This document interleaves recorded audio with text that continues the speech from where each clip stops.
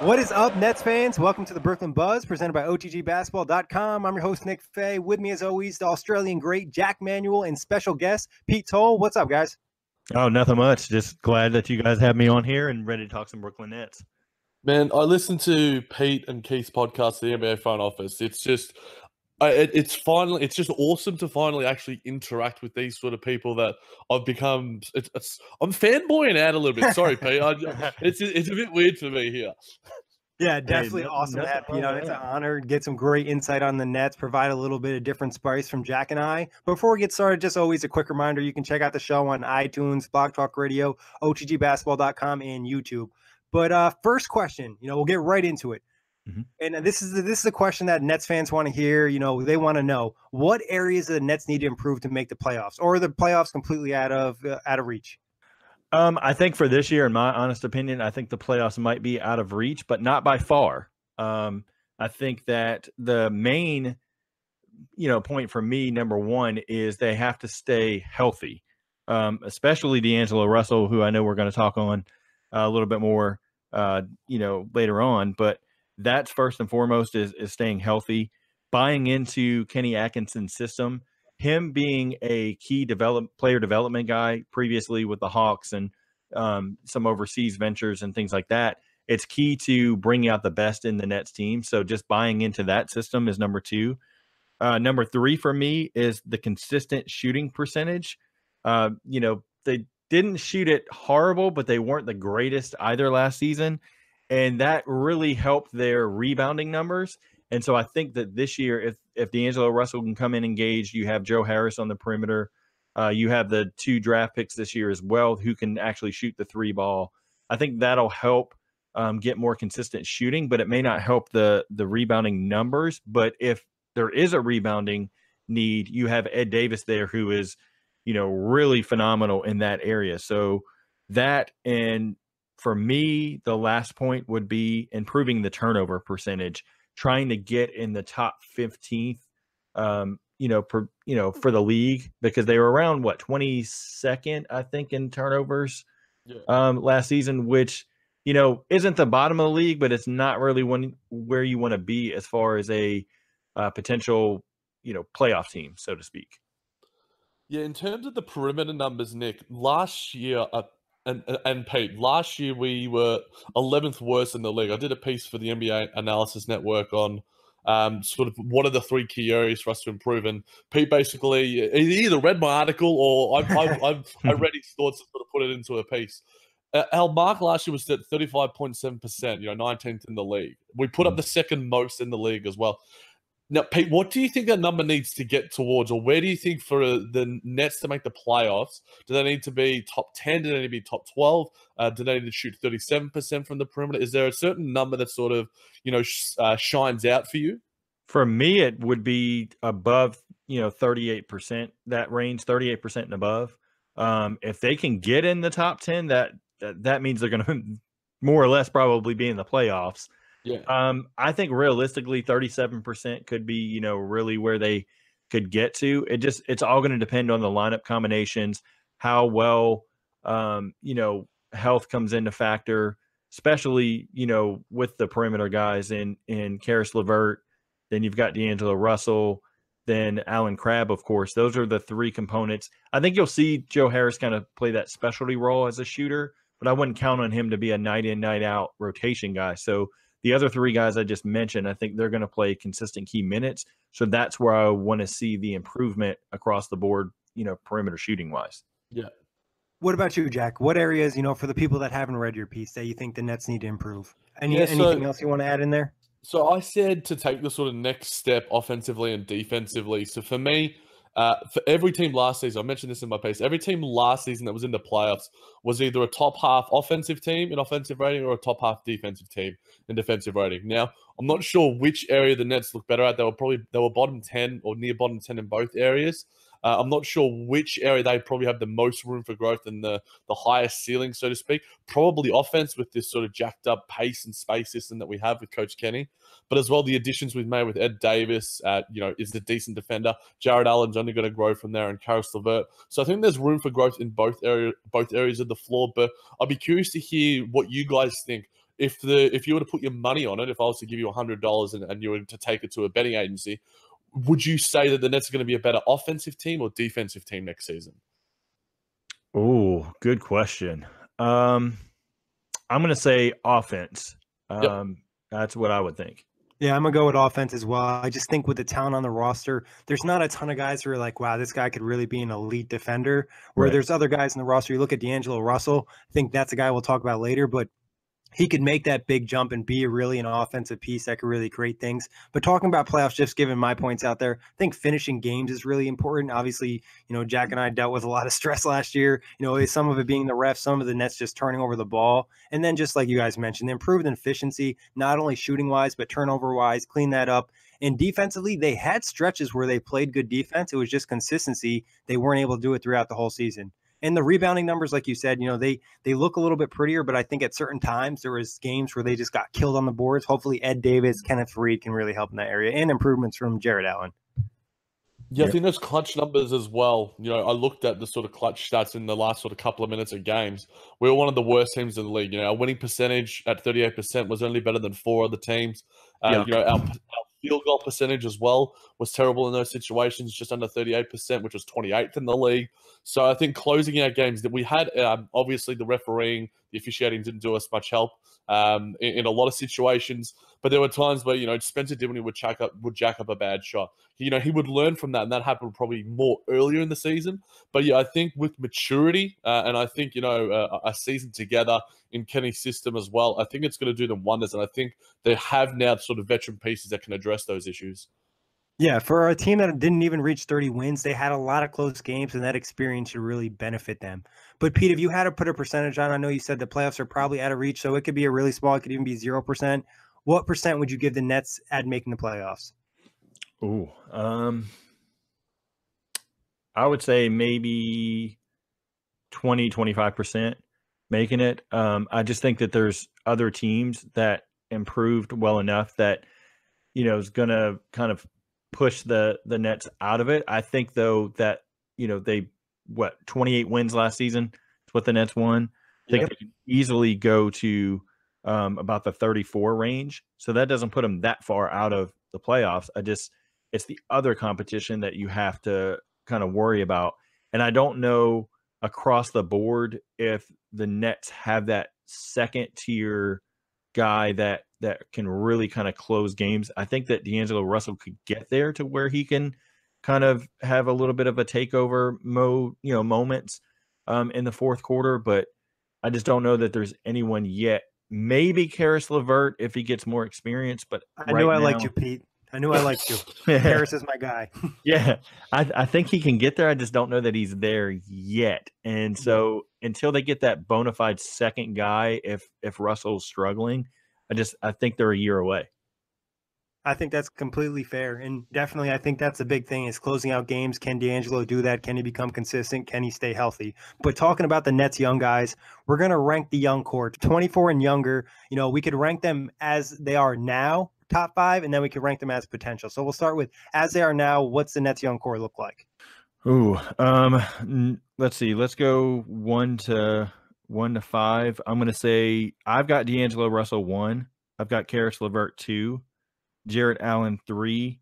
I believe Rondae Hollis Jefferson fits in there because he is 24, right? Yep. So I have him there, and then I butchered names. So is it Rodions Curix? Correct. Yep. Correct. Yep. I have him in the last spot, just slightly ahead of Musa, just based on what I saw and for FC Barcelona. Interesting. Why do you think Rodions is a little bit higher than Musa? I haven't watched a ton of film on either of those guys. It's mostly just research I'm hearing from other people. But what's the reasoning behind that? I just think that he has a better shot from mid-range, and then his better focus inside the arc, whereas Musa is a little bit more of a strictly perimeter guy. So I think that coupled with Curix already has the NBA body and is ready, possibly. I don't think any rookie that comes in is elite defensively or even average defensively. But I think that in time he can become the better defender of the two. So I think I'm, that's kind of what I'm basing it on, just what I saw as far as both of their limited tape that I saw on both. And I don't know. I'm not down on Musa. I just think just based on the two head-to-head, I give Curix the edge.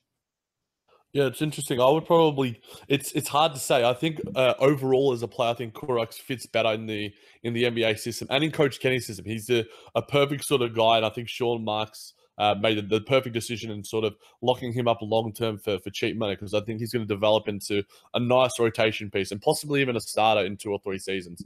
But I think Musa has a high offensive ceiling. You know, we haven't seen, you know, his defensive credibility. You know, guys like, you know, Nick Letourneau, who's done plenty of videos, and a lot of his moments on Twitter showed that his stance, and I think you mentioned on a preview pod that will be coming out for the NBA outlet as well, that, you know, he just needs to be coached a little bit better. And I think both of these guys, you know, will benefit greatly from, you know, great NBA coaching. And as Pete mentioned, the fact that you know, Coach Kenny is famed for his player development, I think it's going to work wonders on them. But Jack, what about you? What's your top 5 currently of the Nets young core? I would probably go pretty similar with what Pete had. I'd have D'Angelo Russell. I would have Jarrett Allen slightly above of Caris LeVert. I could almost, I think I mentioned on a previous buzz as well, that Jarrett Allen could almost be a better version. You know, being at the center position, I think that he can be like a top 5 center, whereas because the point guard is such a stacked position right now in terms of the elite talent, that D'Angelo Russell will probably be a better player, but in terms of the positional rankings, I think Jarrett Allen can be better. So I'm going to go D'Angelo, Jarrett, Caris. I'd probably go Rondé as well, and then I will probably go Janan just ahead of Rodions. Yeah, I'll probably go the same one as you, Jack, except swap, you know, LeVert and Allen. You know, I considered at that point when you said that maybe I'll replace you with Pete, but, you know, we'll let it go for now.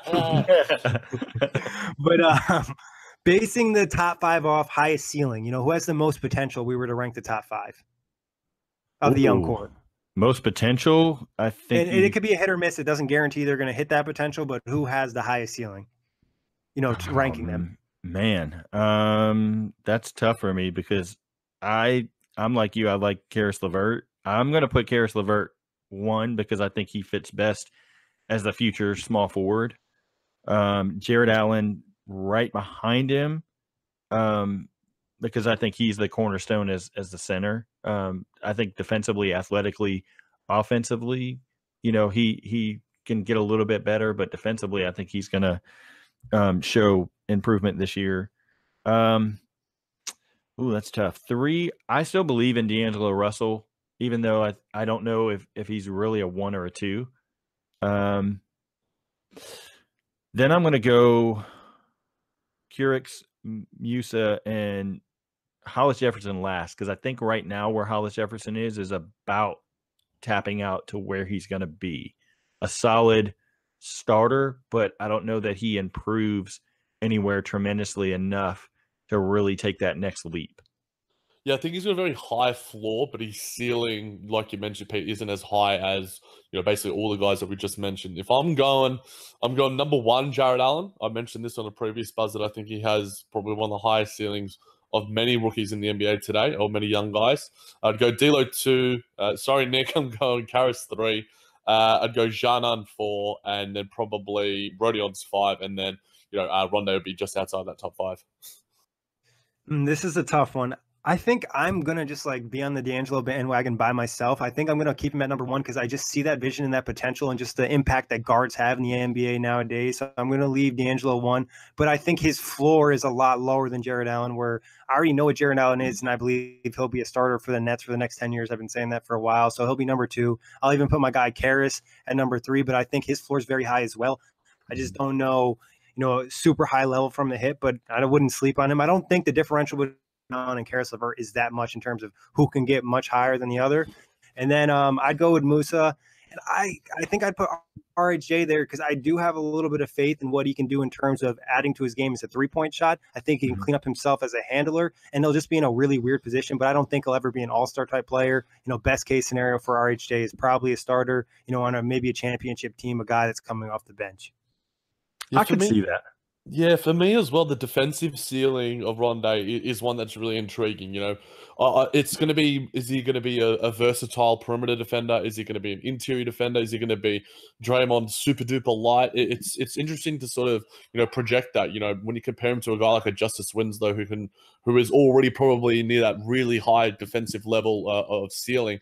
Rondé sort of, has improved his offensive game in leaps and bounds last season, but we saw some lapses defensively last season. He was still probably one of our better defenders, but the Nets weren't anything to write home about when it came to defense. So I'd like to see him get back to that sort of, not necessarily elite level defense, but he High had level. one really, high level. He had that one game we talked about before against Portland where he was just lights out. If we can see 50, 60 games of that from Rondé, then I think that's going to revolutionize the Nets defense and offense for mind you. Yeah, and the weird thing about Rondé is, in season 1 and 2, in terms of his career, he didn't really show us a ton. And then last year, all of a sudden, out of nowhere, he just adds this offensive game where now he can shoot mid-range, he can work in the post, and he can do a little bit different things. I'm just intrigued to see what Kenny can do with him and just a whole bunch of guys on the staff. Even somebody like a Spencer Dinwiddie and a Joe Harris, somewhat of a late bloomer. I think Kenny and that staff is able to get guys, at a little bit older age and some other coaching staffs can in the league. Yeah. Well, that's true because in Atlanta, he was able to get, good potential out of a bunch of different guys that kind of ended the bench guys. And I think with Rondé, the big question I have, he's kind of that tweener, the 3-4.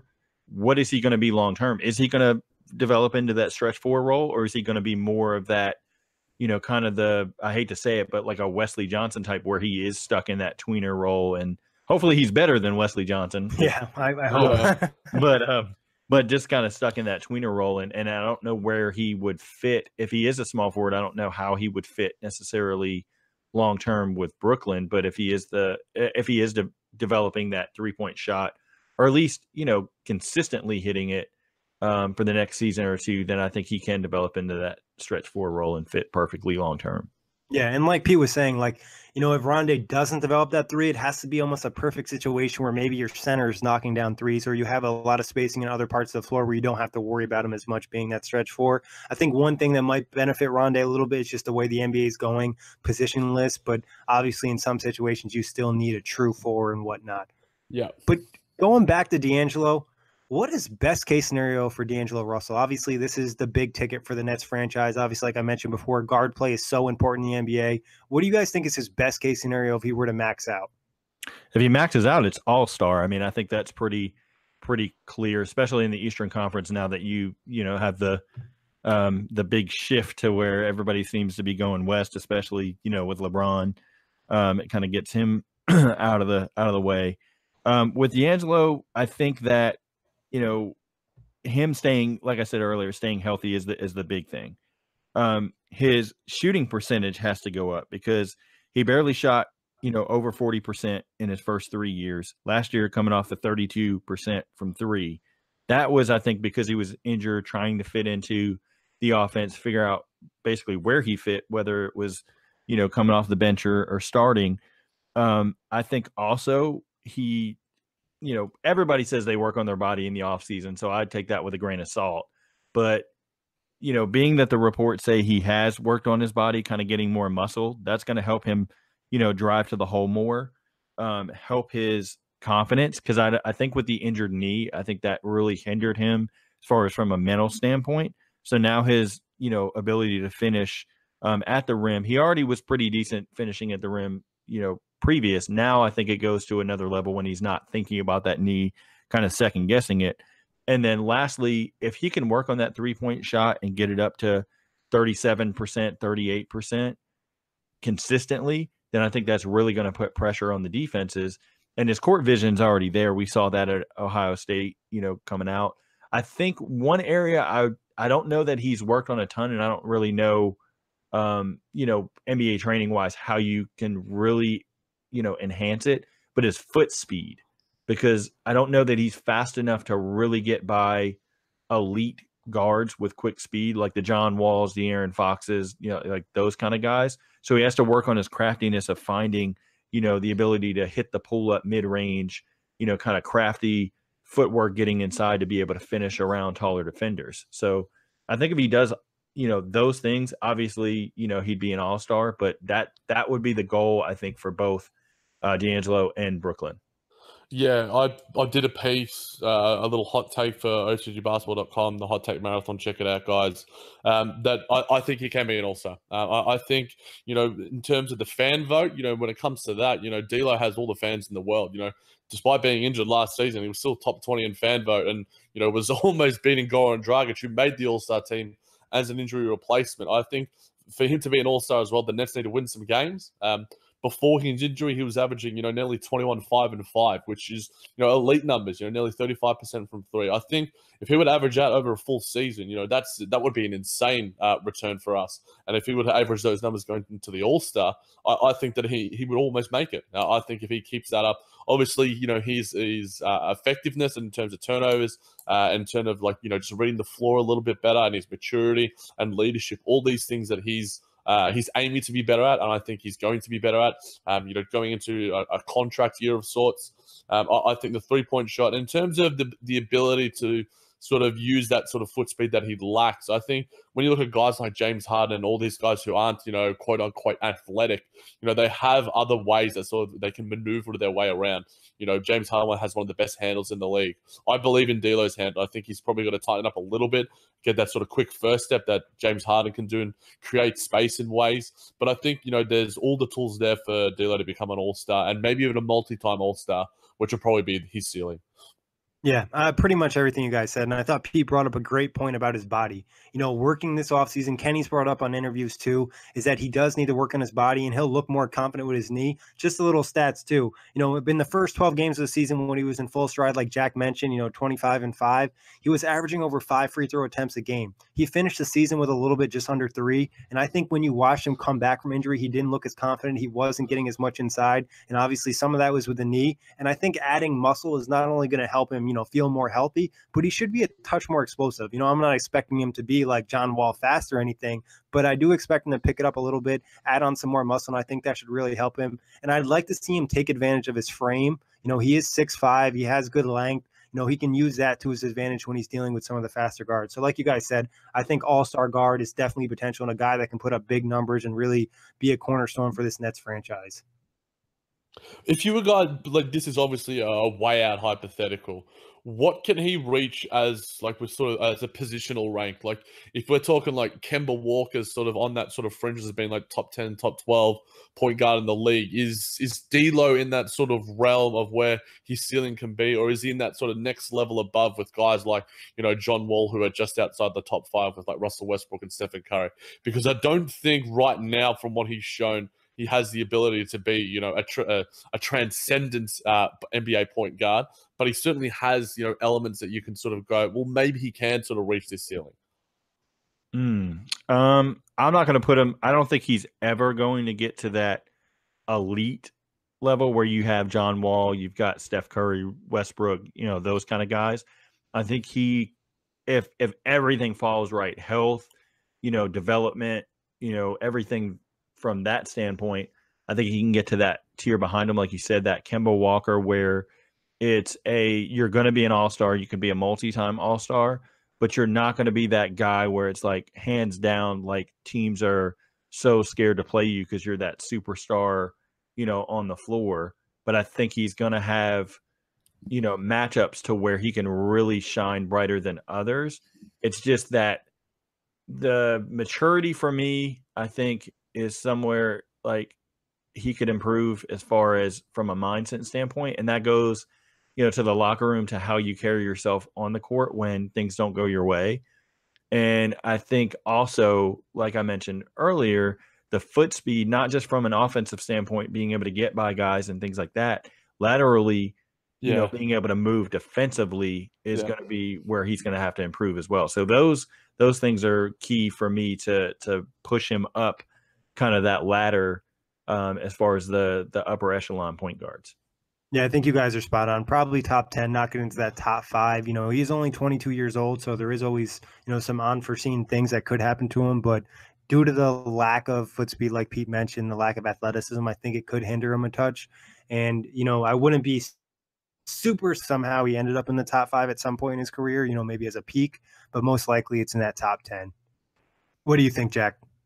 Yeah, I was probably going to say, yeah, but Kemba Walker, if you look at him, franchise point guard for the Charlotte Hornets right now, looking to probably get a max contract from them or get traded out. Who knows what could happen there.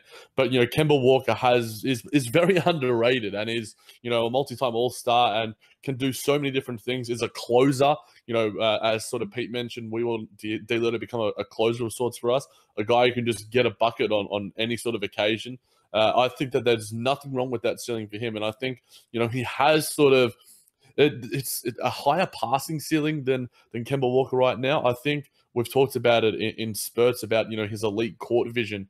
Some of his passing is, very, very high level. And yeah, he can be maybe top 5 in that area. But in terms of the fact that he has other weaknesses in terms of foot speed and defensive lateral quickness and all those other things, that probably takes him down. So it depends on how his floor is on some of his weaknesses. Like if he can, sort of tighten them up a little bit, and if he can continue to sort of hone those really elite skills that he possesses. And I think sometimes doing a little bit of dirty work, you see somebody like Steph Curry, who's not an elite defender, but he puts in a ton of effort and he just plays great team defense. I don't know if he'll ever be the defender that Curry is, not saying he's amazing, but he just does enough to do the right things. And I think D'Angelo, another thing is, what type of shooter is he? We don't really know because he's so inconsistent. One game you'll see him, he'll knock down 7 threes. The next game he might go 0 of 7. So I think if we can kind of find some in between, have a better idea of what he is from 3, what he is from mid-range, can that get consistent? It's so hard to predict somebody who's only 22 years old. And I know a lot of us have talked about is, his time in LA was kind of a mess. He had to deal with Kobe the first season, the whole Nick Young situation the second season, and now last year he dealt with the injury. Yeah, and the thing with D'Angelo is he's really going to have to push his development, because if you look at it, coming down the pike is going to be the age limit is going to change for the draft. So you're going to have guys even younger, even hungrier to prove, the point. So you're going to have a really, new kind of era of guards coming in. And so it's going to be tough. So for me, the next 2 years are going to be where D'Angelo really has to make his mark. If he doesn't do it in the next 2 years, then I don't know that's going to happen. And especially this season, Brooklyn's going to know if he's a cornerstone piece or not, and whether they need to go in another direction, which is a good thing with free agency coming over the summer. But, if D'Angelo does turn into someone as a cornerstone, then that's great for Brooklyn and the fan base, and of course D'Angelo himself. But then that also allows you to work in other areas and fill the team, knowing that you already have a bona fide star. Exactly. I think it's such a huge year, like you said, not only for D'Angelo and where he's at, and he just saw his boy Devin Booker get paid, but it's a big year for the Nets because they need to know what's going to happen next year in the offseason. They're going to have cap space. Now they could have even more cap space if they don't plan on, giving D'Angelo big money, and they could go after a Kyrie Irving. But if D'Angelo looks like he's going to be a star for the future, you might second guess that and go after somebody more so like a Jimmy Butler or Tobias Harris, or maybe even get lucky with a Kawhi or a KD or something. So definitely really intriguing on all aspects for D'Angelo. But let's talk Nets lineups. What we're going to do is we'll look at it for best three-point shooting, the best defensive, and the best offensive. Which one do you guys want to start with? Overall, we'll start overall first. I think it's best to start from the top. Okay, best overall Nets lineup next season. This doesn't have to be starting lineup, just, maybe closing lineup, or the one that you think will have the best success on the floor. For me, I think the best success is going to be Jared Allen at the 5, Rondé at the 4. You put Karis LeVert at the 3, Allen Crabbe at the 2 for the shooting, and that could be interchangeable. But I think he really fits best at the 2. You could interchange it with Joe Harris if you really needed a 3-point shooter. But I think I'm a huge Allen Crabbe guy, so I really still believe in him. And then D'Angelo Russell at the 1. Yeah, we're all crab people on the Brooklyn Buzz, my friends. I would probably have the same lineup, but I'd question Karras right now until maybe mid-season if he's proven that he can be very capable defensively. I'd probably sub in Damari Carroll. So I think that's probably basically our starting lineup as well. But I think Damari gives us, a lot of leadership, a lot of cool heads. He's been around the way. I think in terms of closing games, he was one of our better players. He would make plays. He just knows how to do the right thing considering the situation on both sides of the floor. But I definitely think that is our best, probably by the end of the season. I'm hoping that that's our best closing lineup. And And yeah, Joe Harris in any situation for me is always good. Yeah, mine's pretty similar to Pete. The only thing I would maybe consider, depending on what we see from Rondé, would maybe swap him out with Carroll and play him at the, small ball 4. Yep. But, I think either way you go with that. I like D'Angelo, I like LeVert, I like Crabbe, and I think LeVert's going to take a jump as a three-point shooter, and he also provides D'Angelo with another ball handler where he doesn't have all the pressure on him, and he can kind of relieve the load, and, it'll kind of allow Crabbe to kind of hit his highest peak. Pete, you said you're a big Crabbe guy, and obviously there's been a decent amount of criticism for the Nets taking on the Crabbe contract and not getting any assets. What do you think will be his, numbers this season? What do you think's best case scenario for him this season with the Nets? I think he can easily be around, the 14-point mark, consistently. It's going to come down to how much he's pushed, I think, because I think Crabbe's a guy that really has to kind of, it's sad to say, but kind of be pushed by competition to really be motivated to stay consistent. Because I think in what I've seen is some games he can be a little bit complacent and not really look to be aggressive. So I think with Caris LeVert there on the wing, I think that's going to help him, really kind of fend, Caris off for minutes. And then you've got Joe Harris in there for situational minutes. But I think he can ultimately be a solid long-term starter in the league as a shooting guard. I think he can actually play some 3 a little bit, but I like him best at the 2, and then you play Caris at the 3. Yeah, I liked his sort of defensive acumen that was developing over the season. When he wasn't his sort of lights out best self, he still shot almost 38% from range last year, but he still showed nights of good energy on both ends of the floor.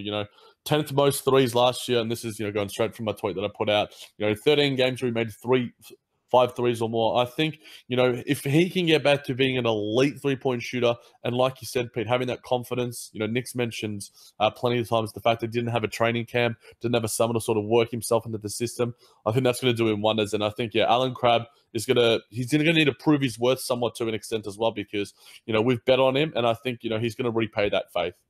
Yeah, and you look at certain points in the season, after, more so in the 2018 portion, he looked a lot more confident and a lot more comfortable. So hoping for big things for Crabbe. And talking about Crabbe, best three-point shooting lineup. Ooh, so I'd have Russell at the 1. I'd put Joe Harris at the 2, put Crabbe at the 3. I'd put Damari Carroll at the 4.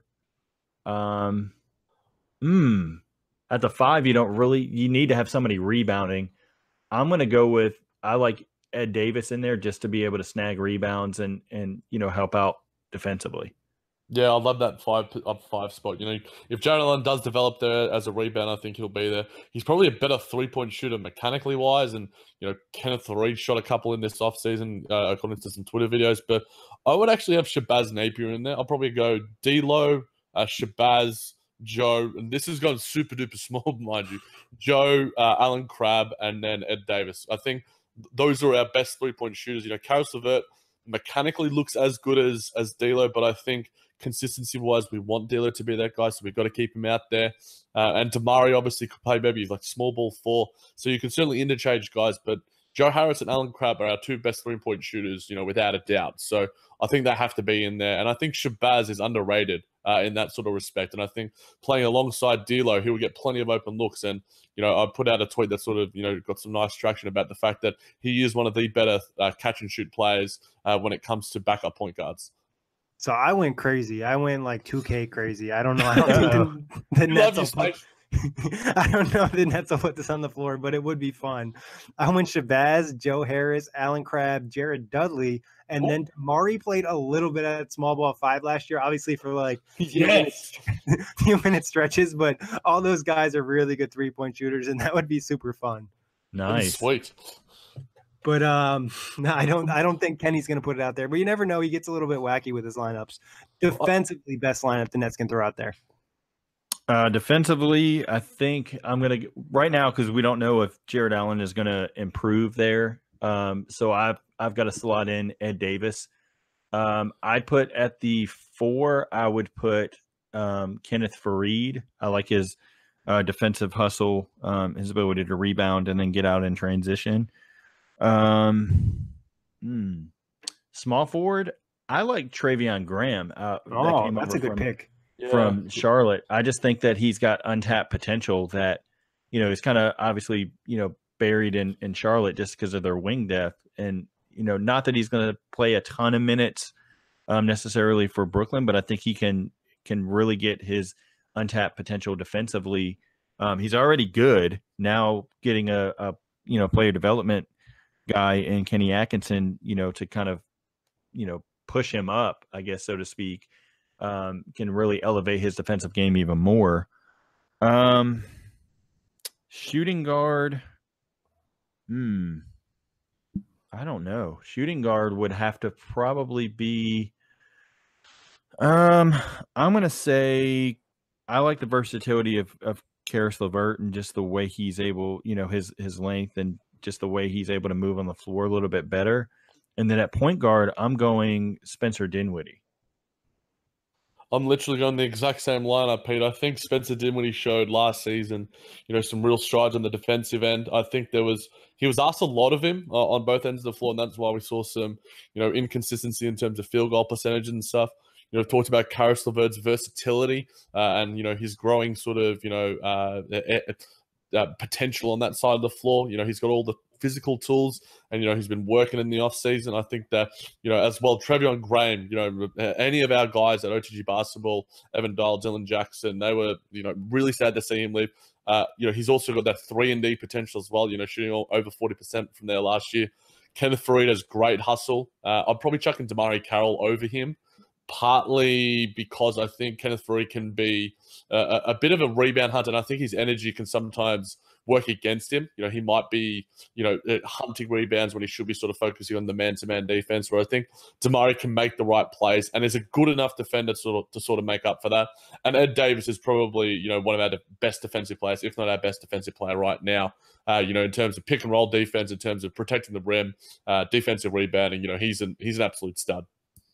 So mine's pretty similar to you guys. My theme for my lineup is switchability. I'm big Jack knows spacing and switching. So I got Dinwiddie, LeVert, Carroll, RHJ, and I'm high on Jared Allen. You guys are right. Ed Davis is probably better right now, but I think by the time the season comes along and the work he's kind of put in behind the scenes, because no one ever really talks about him, I think Jared Allen. And through this lineup, these guys can literally switch on a lot of different positions. We've seen Dinwiddie switch onto some fours at times. Obviously, RHJ, very versatile. Caris LeVert, Carroll's talked about him being able to probably play 1 through 4. And Jared Allen, we saw him pick up Dennis Schroeder at points in the year. So I think this would be a really switchable lineup, and that's what I'm all about defensively, especially in the NBA nowadays. Yeah, that's fair. Yeah, I think for me, with looking at Allen, I think, defensively, he's got to obviously get a little bit more physical. Yeah, muscle. That's number one. Number two, he's going to have to get out of his habit of staying under the rim and kind of waiting on people to come to him. I think he's got to be able to move without, like, kind of hedging the gap, so to speak, without leaving, the rim wide open. And I think if he's able to do that and improve on his 1.2 blocks per game, obviously that's going to, tremendously help Brooklyn. And I think having a mentor in Ed Davis there, then you have a guy like Jared Dudley, who's, not obviously a key, defensive guy, but just his experience, mentoring the bigs in Phoenix and back when he was in LA and, Milwaukee. I think just his locker room presence is really going to make a difference on this team. Yeah, and I 100% agree, Pete. I think, we saw Jared Allen kind of sit back at times where he's, more athletic than a lot of bigs in this league, that he could have came out more. And I'm confident that he has the ability, that he just needs to kind of get the confidence and kind of get some veteran leadership to kind of show him how to do it and kind of tell him what to do. And I think player development wise with the coaching and the players will help him in that area. But offensively, best lineup the Nets can chuck out there. Offensively, from a scoring standpoint, it would be, I would say, put Shabazz Napier at the 1, Russell at the 2. I'm going to go like you did just a little bit ago with a little 2K, kind of just throw a random lineup out there. But I think Russell at the 2, or you can interchange them really. Then you've got, I like Caris LeVert at the 3. As you can see, I'm high on Caris LeVert as well. Then I'm going to go with, even though it's he's undersized to play the 4. I'm going to throw out Alan Crabb at the 4. Yes. I like the shooting ability just from the perimeter and just having all the scores you can. And then at the 5, I like the versatility of being able to play pick and roll, get lobs from Jared Allen. So. Yeah, I'm literally the same. You could interchange maybe DeMario Carroll to have some like ridiculously 3-point shooting in terms of our spacing, but I think Jared Allen, even Kenneth Faried as a sort of vertical option in terms of in the pick and roll. I think him, D'Lo, him, and Shabazz, whatever you want, you chuck either of those two guys there. I think the offensive spacing and in terms of the verticality that they possess would be pretty insane. We saw so many awesome things from Jared Allen and Carroll in the pick and roll last year. I'm looking forward to seeing some development from D'Angelo and Jared in that sense as well. Them developing a nice little synergy. So I think Jared Allen's going to be out there as well. Yeah, I really like that lineup, and mine's almost exactly the same.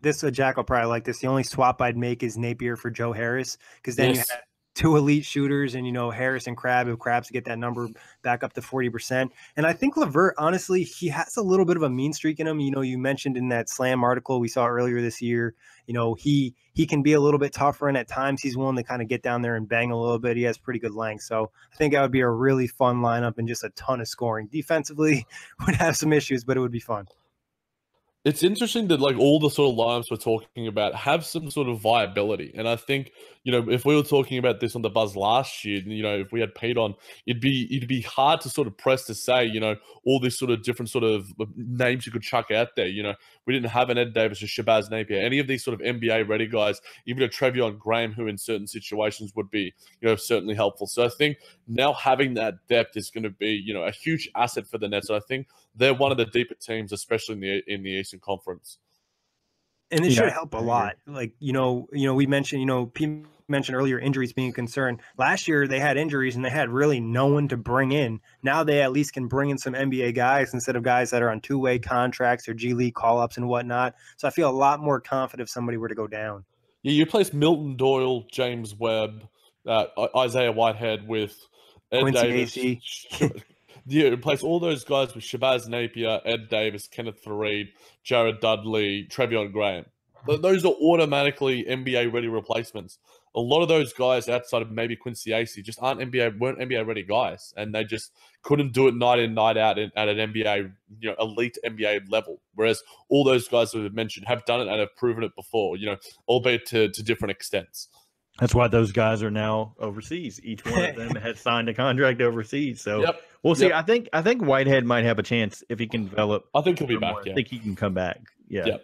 He's got some major grit to his game, and I think that's something NBA teams can always appreciate. You have a guy that comes with that type of energy, and he's not really backing down against anyone. Like Jack and I mentioned on an earlier show, it was sad to see him go, but you completely understood why, and it made plenty of sense. Yeah. Right. I think just real quick, speaking of somebody to go, the reason I want to make a disclaimer, the reason why I didn't really have DeMario Carroll in a lot of my lineups is I think he's the most viable trade candidate to me on the team. I think it just makes sense. If the Nets aren't, if they don't start out of the gate hot, basically, you can assess over your first 20 games whether you're going to be in playoff contention or not, or at least for the most part. And I think that's really going to kind of, I know he's Kenny Atkinson's guy and had been in the past, but I think overall he would make sense if the Brooklyn does struggle. I think he would make sense to be a trade candidate for sure. What do you think the Nets could get for him? Ooh, good question. I mean, they would want back, somebody that is of a defensive mindset. So I think a mid-tier like small forward they'd have to get back. That's not really somebody that would potentially come in knowing that they're going to have a starting role, more of a spark off the bench. Because I think overall you want that starting role to go to Karras long term. And I think, like a mid-tier player and maybe a second rounder. I don't think anything more than that, honestly. Do you think they could get a late first with the right team? We're talking bottom 5 of the first round. Yeah, but who would want to take him? And he's an expiring, which does help his case. Yeah, but I mean, that's a good question. I don't know. Honestly, looking at it, and I'm not the guy to ask as far as assets because I've seen some deals go down where I'm like, wow, how did they get that for him? Kind of thing. But I don't know that they'd get a first rounder out of it. That's just my opinion. Yeah, I think it would be reaching slightly if we're sort of comparing. I think teams like New Orleans, teams like Detroit that are sort of in need of a wing vet presence, and teams who are linked to DeMar in the past probably aren't going to be willing to give up such a high asset. But I think Detroit's probably more likely in that sort of sense in terms of their front office incapabilities of sorts. Obviously, Stan Van's gone, but they've got Dwayne as sort of the head coach now. So, but I think, if New Orleans, what they gave for Nikola Mirotic, if DeMar can continue his form and stay as a starter, prove himself, Houston could be linked to him as well. I think Zach Lowe brought that up, and we've brought it up before on the Buzz. I think Houston could probably give up maybe a first rounder if Melo happens to just like flame out. They get nothing out of James Ennis, and they're just left with an absolute gap at the wing. It's just like PJ Tucker and just like no one else. Obviously, losing Trevor Ariza, I think DeMario Carroll would be a ready-made replacement there. So if you see, desperate times for Houston, coming into the trade deadline around February and that All-Star sort of break, that's probably the highest level of sort of return that I think we could get from a team like them. Yeah, I could see Portland or the Spurs as well. Yeah. Yep. I'd like him on the Spurs. I don't know why. I just like that vibe. But do you guys think that Spencer Dinwiddie could get traded? Do you think that's a possibility, Pete, or do you think the Nets are going to look to hold on to him? See, I would hold on to him if I'm Brooklyn because I like how he's kind of that change of pace, but he's able to play at multiple paces, and he's smart. And that's what you want because you don't know with D'Angelo Russell if he's actually going to pan out or not. I would give it another year. If D'Angelo, say he is an all-star, then you're going to have to kind of think next summer, like, hey, we might have to move off of Spencer. But I don't think you do it right now because he's your number one. He's your insurance policy. Number two, he actually is a good player despite what, people kind of laugh last year. Like, who is this guy? Like, he got cut from the Bulls. Like, he's not any good. And, come to find out he's actually really good. If he continues his form, I'm going to keep chucking the questions at you, Pete. He's obviously on this really, really, team-friendly contract, to say the least. Probably one of the best contracts in the league before Nikola Jokic signed his extension. If you're Sean Marks and you take out of the consideration the possible free agency, what does a team or what do the Nets re-sign him for in terms of millions of dollars and in terms of length, so to speak? If he continues his consistency and that trajectory. I mean, I think he could easily get, $12 million a year just based on if he improves at the rate that he's at now. I think that's realistic to ask for.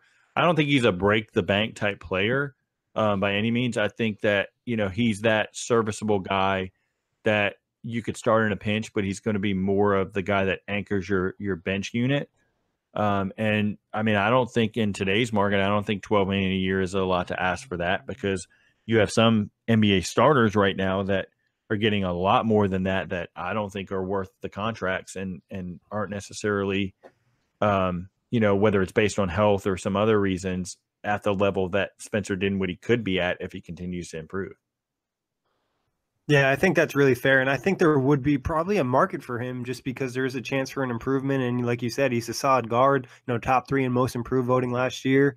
Interesting to see how Dinwiddie and D'Lo can gel this year. Last year we didn't see a lot of positive results. This year I'll be really intrigued to see how that gels. Yeah, and there's tons of openings too. I mean, because if you really look across the board, Orlando, I don't know what they're doing. That's the first team that came to mind was Orlando. I don't know what they're doing, kind of banking on Jerry and Grant kind of being the backup to DJ Augustin. Like, that doesn't make sense to me. And then I'm not an Elfrid Payton guy because I just don't like point guards that can't shoot. And I've never been high on Elfrid Payton to begin with. So those are two teams that are key right there. And then Miami, depending on what happens with Goran Dragic, and you've got Tyler Johnson, who they're trying to get off of, but they don't really have a backup de facto point guard. And I think he could fit there, for some nice money as well. Yeah, I think Phoenix would be another one as well. Is Devin Booker going to turn into James Harden? Is, Coach Igor Kokoschkov going to go, okay, we're going to make you a sort of floor general? It could happen. I'm not saying it can't. But at the same time, I don't know who their sort of point guard, de facto sort of pure one is in that sort of situation. So we just rattle off, 3 or 4 teams that could easily use his services. And, you look at what the Marcus Smart signed for 4 years, $50 million, with the cap only going to go up in the next 2 years. I think that could be pretty team friendly for a team, whether it's the Nets or others that sort of look to sign him. For sure. Jack, any last questions for Pete before we get out of here? Now, give us a final season prediction. We've done ours on the outlet. We're going to be doing it on the Buzz further, Pete. But what do you think? Where did the Nets finish in the standings? What do you see as their win total? And do you see sort of D'Lo being an all-star? What do you sort of think like the big sort of takeaways from the Nets this season? I think that D'Angelo Russell has a chance to be an all-star. I don't know that he makes it because I think there's a couple other players that are a little bit higher on. Ben Simmons did a maker last year. Yeah, across the board. I think realistically for the Nets as far as finishing in the standings, I think they're going to obviously finish. I think Atlanta's going to be the worst. Orlando's not going to be any good. The Knicks are going to struggle without Porzingis. Chicago is going to kind of struggle with the core that they have, trying to figure things out there. I think they're going to be above those teams. Then it's going to come down to, are they going to be better than Charlotte? Are they going to be better than Detroit? Are they going to be better than Cleveland? Those are kind of the teams that I have in the mix with Brooklyn, and it could fall either way. One of those teams could, Brooklyn could exceed expectations and end up 8th in the East, or they could end up, 11th in the East. I have them kind of, to me, I think just based roster-wise, looking at it on paper, I think they're going to be in the 10-11 range, but that's not anything to shake your head at, because that means that it's going to be a marginal improvement from the 28 wins last year. I think their ceiling is around 38, 39 wins, but realistically, I'm going to put them right at 34. Yep, all fair. Yeah, I think that's really fair. And Pete, tell everyone where they can find you and find your work. Sure. You can find me on Twitter. It's at Pete Toal NBA. So it's PETETOAL NBA. And I co-host the NBA Front Office Show, which is with my buddy Keith Smith. And then we have our producer / sometimes co-host Carroll. You can find the Front Office podcast on Stitcher, iTunes, a couple other podcast platforms that we have as well. You can just search it on Twitter as well. It's at Front Office Show on Twitter. And we're always bringing out new content. We deep dive into each player on the roster. We go all the way down to the two-way contract guys and go in depth there. So it's kind of unique to what anybody else does. And so I think it, is a good listen for anybody that wants something different and new. Yeah, really good show. If you guys want some deep insight and provide you with even more detail, on all the teams in the NBA, which I think is really cool, is that it's not only one team specific. They literally talk about all 30 teams. So it's a great show. Check that out. And as always, Jack, thank you for hopping on. Pete, happy to have you on first time for the Buzz. Definitely looking forward to talking to you more. And you can check out the show on iTunes, Blog Talk Radio, OTGBasketball.com, and YouTube.